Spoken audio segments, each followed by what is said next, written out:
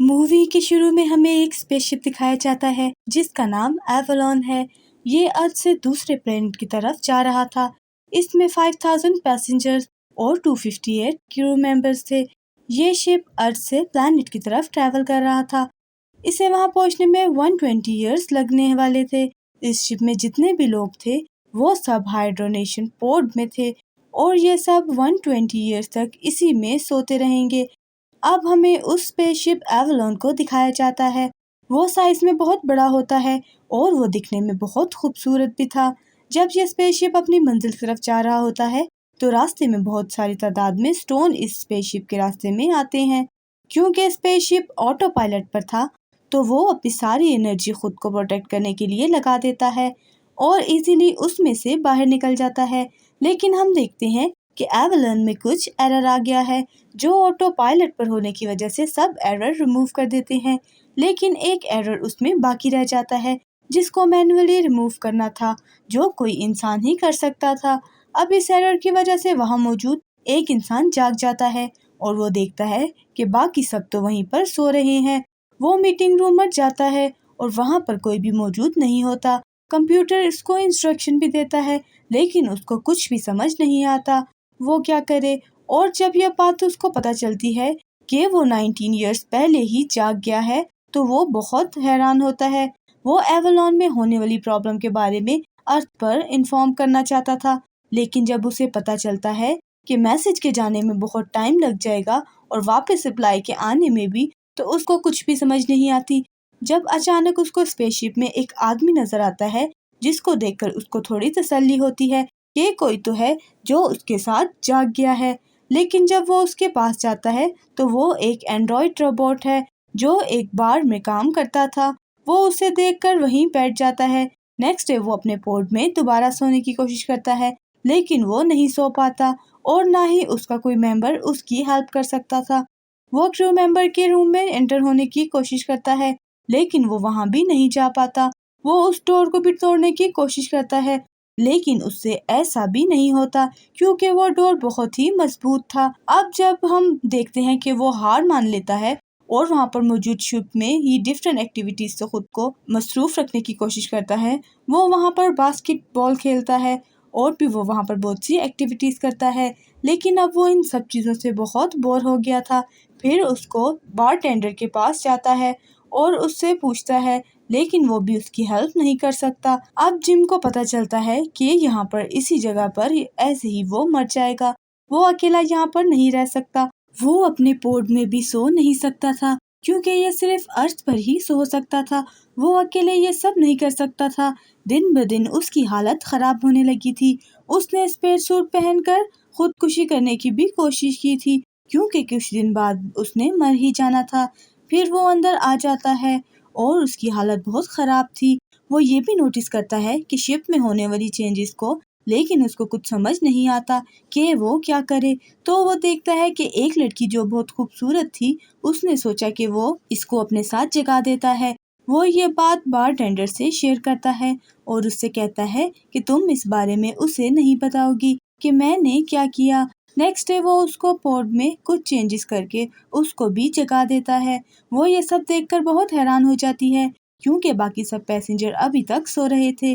وہ وہاں سے بھاگتی ہے تو اسے جم ملتا ہے جو اسے بتاتا ہے کہ شپ میں کچھ ٹیکنیکل پرابلم کی وجہ سے اس کا پورٹ بھی اوپن ہو گیا تھا۔ وہ کرو ممبر کے روم میں آ جاتی ہے کیونکہ صرف وہی اس کی ہیلپ کر سکتے تھے، لیکن جب وہ وہاں جاتی ہے تو وہ بند ہوتا ہے۔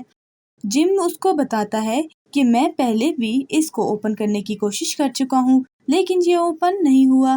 اب وہ دونوں ایک جگہ پر کھانا کھا رہے تھے۔ ان دونوں کو اس بات کا علم نہیں تھا کہ وہ ایک دن اسی جگہ پر مر جائیں گے۔ جم اس کو ڈفرینٹ ایکٹیویٹیز میں مصروف کرتا ہے تاکہ وہ یہاں پر بور نہ ہو جائے۔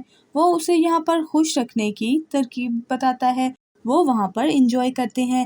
وہاں پر ہر ٹائپ کی فیسلٹیز موجود تھی جس سے وہ دونوں فائدہ اٹھا رہے تھے۔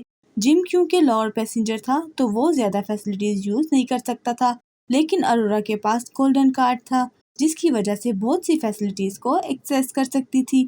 جم بھی اس کی فیسلٹیز سے فائدہ اٹھا رہا تھا پھر جم اسے اپنے ساتھ ڈیٹ پر انوائٹ کرتا ہے کیونکہ وہاں پر ایک ہوٹل بھی تھا. وہاں پر ان دونوں کو پیار ہو جاتا ہے. اب وہ دونوں ایک ساتھ رہتے ہیں اور ان کو معلوم تھا کہ ایک دن وہ یہاں مر جائیں گے. جم اس کو اسپیس شپ کی ڈفرینٹ جگہوں پر لے کر جاتا ہے. وہ اپنا اسپیس سوٹ پہن کر اسپیس شپ کے باہر آ جاتا ہے. وہ وہاں پر بہت انجوائے کرتی ہے. پھر وہ واپس اندر آ جاتی ہے.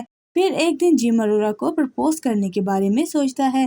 اس سے پہلے کہ وہ اسے پرپوز کرتا، اینڈرائڈ روبوٹ جم میں جھوٹ بولنے کی ایبلٹی نہیں تھی. وہ ارورا کو بتا دیتا ہے کہ جم نے ہی تمہیں جگایا ہے.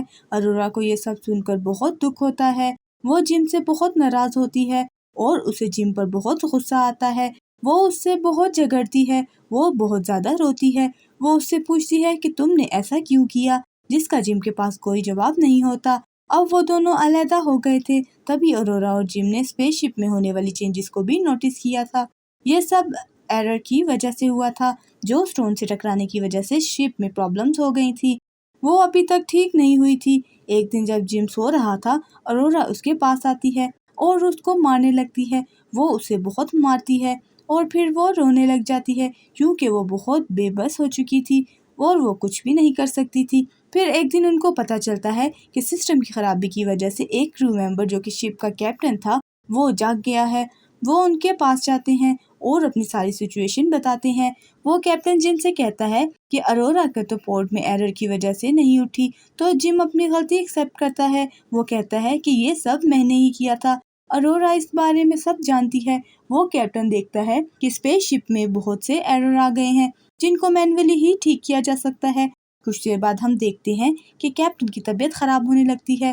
اسے انٹرنلی بلیڈنگ ہونے لگتی ہے اور جب وہ اس پوڈ میں سو رہا تھا تو اس ایرر کی وجہ سے ہیومن ہیلتھ پروٹیکٹر سسٹم میں کوئی پرابلم ہو گیا تھا جس کی وجہ سے اس کی طبیعت خراب ہونے لگی تھی. کچھ دیر بعد اس نے مر جانا تھا. مرنے سے پہلے وہ جم اور ارورا کو پینل کارڈ دے کر جاتا ہے اور وہ ان سے کہتا ہے کہ اب اس پرابلم کو تم لوگوں نے ہی ٹھیک کرنا ہے ورنہ یہ شپ آٹو ہو جائے گی اور اس میں موجود سب لوگ مر جائیں گے. پھر اس کی ڈیتھ ہو جاتی ہے اور جم اور ارورا اس کا کارڈ یوز کر کے اس کے سسٹم میں انٹر ہوتے ہیں اور پرابلم کو ٹھیک کرنے کی کوشش کرتے ہیں. اب ارورا جم سے ناراض نہیں تھی کیونکہ اس وقت وہ اس پرابلم کو سالو کرنے کی کوشش کرتے ہیں. جم اس سے کہتا ہے کہ 2 ایئرز پہلے حادثے کی وجہ سے فوشن ابڈاپٹر کو بھی خراب کر دیا تھا. ہمیں وہ بھی ٹھیک کرنا ہوگا.